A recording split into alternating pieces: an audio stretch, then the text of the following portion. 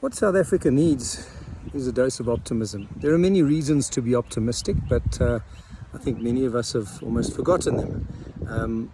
We take the recent past, or the not too recent past, the past decade or so, and we see a very mediocre economic growth situation. And by and large, a lot of us extrapolate that into the future and say, well, it's been mediocre for so long, we're incapable of growing any faster. And so when we make our forecasts or our projections or do our budgets or whatever it might be, it's based on the recent past, extrapolated into the future, possibly with an extra % or so added.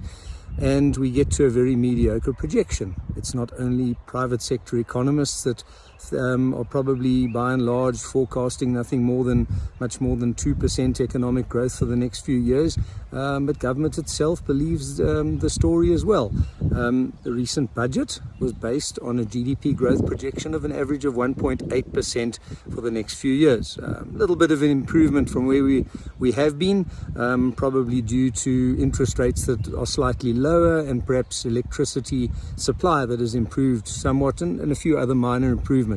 But it's a pretty weak economic growth projection. The latest MPC statement by the SARB points to a similar picture. The projections are that the economy will also, from their point of view, struggle to reach 2%. The problem is, with all this, is a lot of these things become self-fulfilling prophecies. Now, when you look, with central banks that target inflation, they'll tell you about the importance of inflation expectations.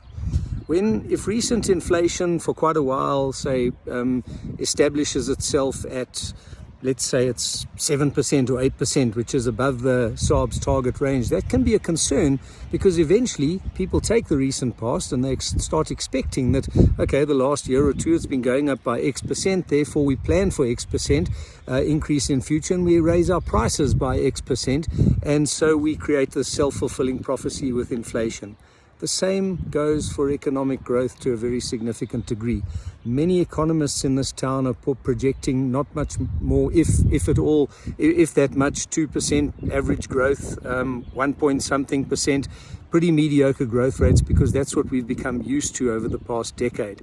And if everybody's projecting it, many people are planning on it, and it's likely to become a self-fulfilling prophecy.